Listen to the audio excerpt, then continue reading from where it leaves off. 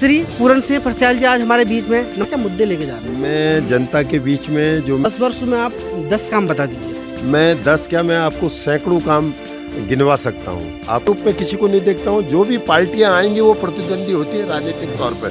व्यक्तिगत मेरा कोई प्रतिद्वंदी है नहीं। जनता के सवाल का जवाब ये है, मुझ पर विश्वास है तो निश्चित तौर पर विश्वास वो बनाए रखेंगे।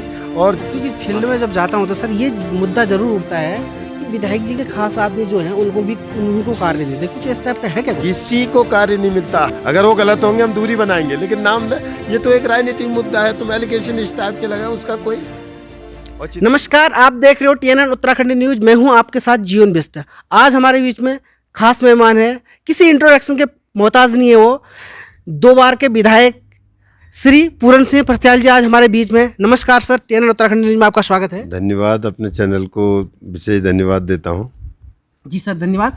सर हम शुरुआत करते हैं तो सबसे शुरुआत आपकी राजनीतिक कैरियर से करते हैं। सर आपका राजनीतिक कैरियर कैसा रहा सर? मैं राजनीतिक कैरियर से पहले एक सामाजिक कार्यकर्ता के रूप में 1988 में एक युवक मंगल दल बनाने के बाद, एक सामाजिक संगठन बनाने के बाद लोगों की जो सामाजिक बुराइयां हैं उसके लिए बहुत संघर्ष किया है।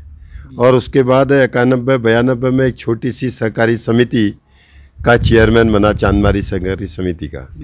फिर उसके बाद मुझे मौका मिला 96 में, जब नया पंचायती राज एक्ट बना 1963 पंचायती राज एक्ट बना, तो उसका पहला पंचायती चुनाव हुआ था। जिला पंचायत, क्षेत्र पंचायत और ग्राम पंचायत, त्रिस्तरीय पंचायत के जब चुनाव हुए तो मुझे भी मौका मिला कि अपनी पाटनी क्षेत्र से जिला पंचायत के लिए मैं खड़ा हुआ था। और थुआ मारा से क्षेत्र पंचायत सदस्य के रूप में मैंने खड़ा हुआ।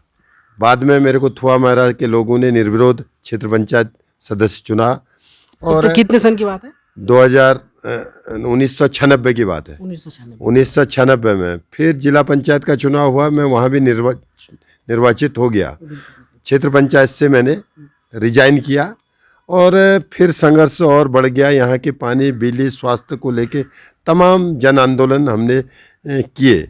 और उसके बाद में फिर 2003 में 2008 तक फिर पुनः दोबारा जिला पंचायत सदस्य के रूप में निर्वाचित हुआ। दूसरी बार बने जिला पंचायत से बिल्कुल। फिर 2012 में भारतीय जनता पार्टी के टिकट में मुझे मौका मिला, टिकट मिला 12 में। 12 से लेके कंटिन्यू आज तक मैं लगभग 10 साल होने जा रहा है एक विधायक के रूप में कार्य कर रहा हूँ। अच्छा।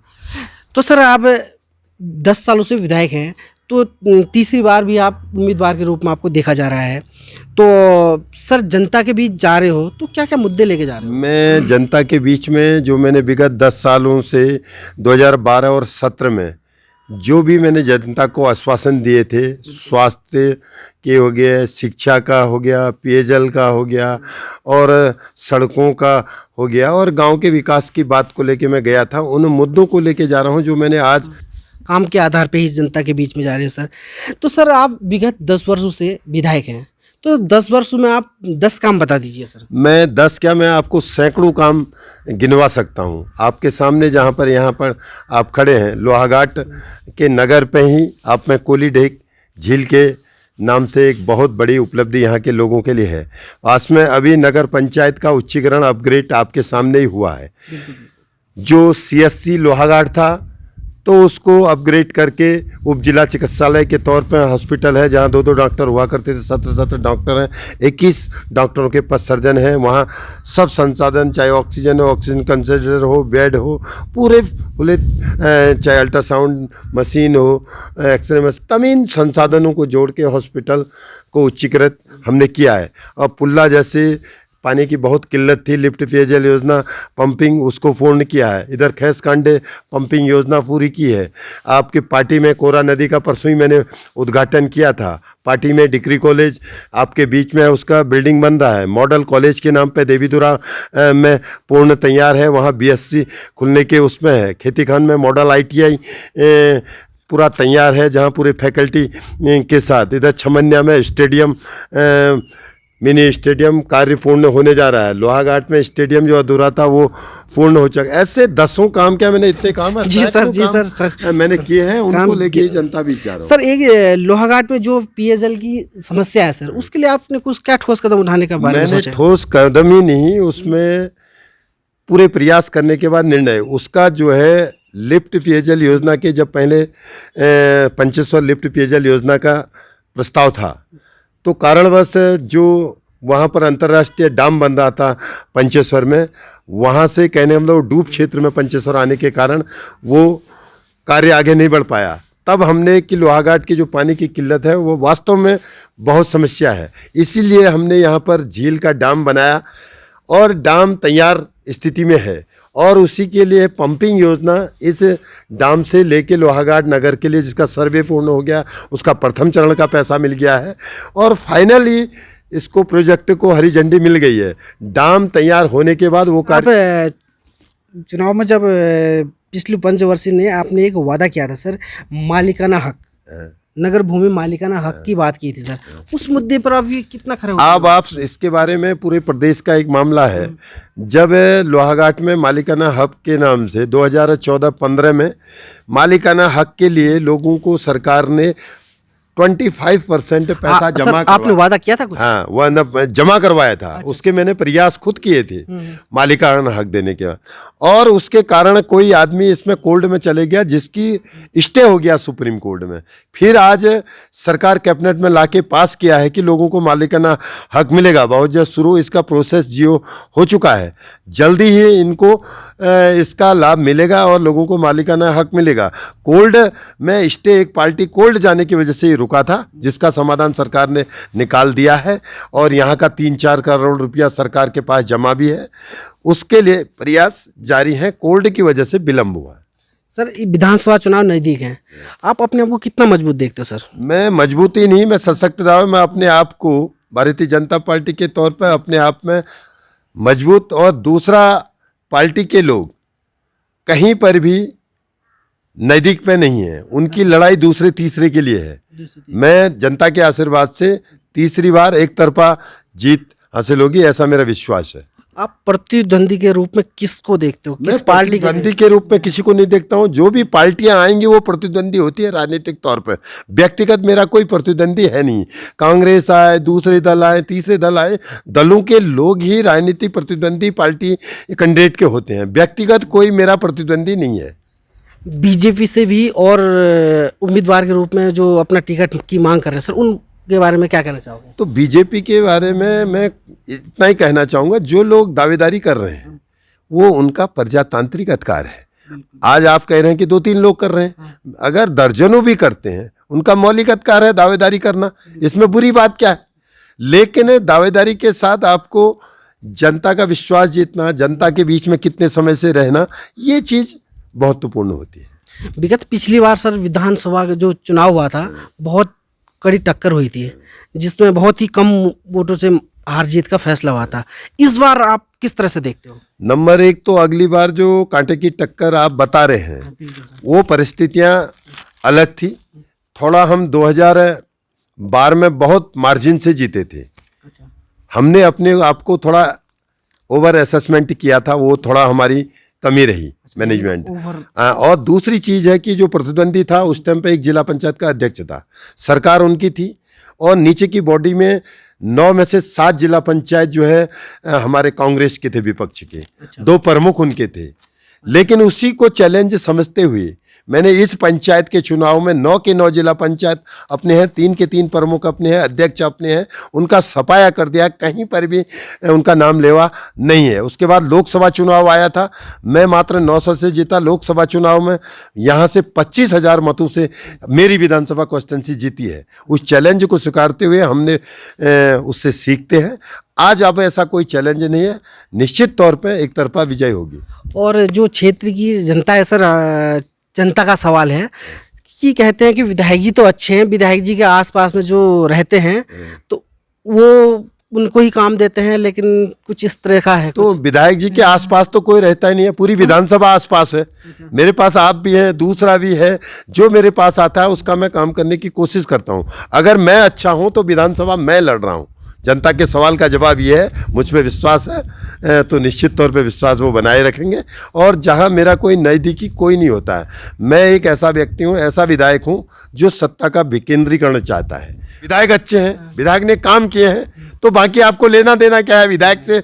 काम अच्छा है विधायक का, विधायक अच्छे हैं तो फिर शिकायत होनी ही नहीं चाहिए, क्योंकि चुनाव मुझे लड़ना है। बिल्कुल, लेकिन उनके साथ आपके जो साथ में रहते हैं उनसे प्रॉब्लम है जनता ना को। ना, साथ में मेरे तो साथ में कौन है? आप कोई क्या है? मेरे पास अगर 30,000 लोग वोट देते हैं तो उनसे पूछे कि कौन है, उनका नाम लें।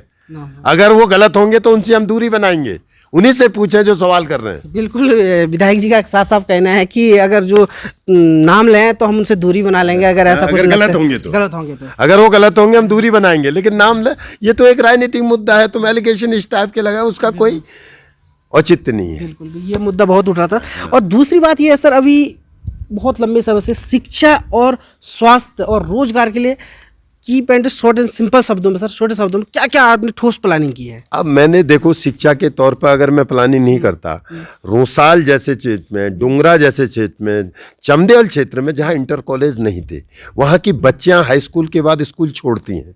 इंटर करने के वाले गरीब आदमी भी स्कूल छोड़ते हैं, जिनके पास संसाधन है। और लोहाघाट में मैंने चमदेल में इंटर कॉलेज खोला, कन्या इंटर कॉलेज खोला, दूरस्थ क्षेत्र में नेपाल बॉर्डर में रोसाल में इंटर कॉलेज, डुंगरा में इंटर कॉलेज, की धार पे, सालटाड़, मछाड़ में शिक्षा के तौर पर अमूल चूक परिवर्तन। जो लोग शिक्षा नहीं ले सकते थे इंटर के बाद, उनके लिए दूरस्थ क्षेत्रों में भी इंटर कॉलेज खोले, आज वो चल रहे हैं। उसके खातिर जो लोहाघाटी सब लोग आते हैं, देवीधुरा पार्टी में डिग्री कॉलेज खोला। शिक्षा के उसमें तो बहुत अमूल परिवर्तन हुए। और स्वास्थ्य में मैंने हर हॉस्पिटल, आप खेती खान में जाइए, पार्टी में जाइए, हर हॉस्पिटलों पे जहाँ दवाई नहीं मिलती थी, वहाँ बेड से लेके, संसाधन से लेके, ऑक्सीजन कंसंट्रेटर से लेके, ऑक्सीजन से लेके फुलअप, वहाँ पर पूरी फैसिलिटी दी है।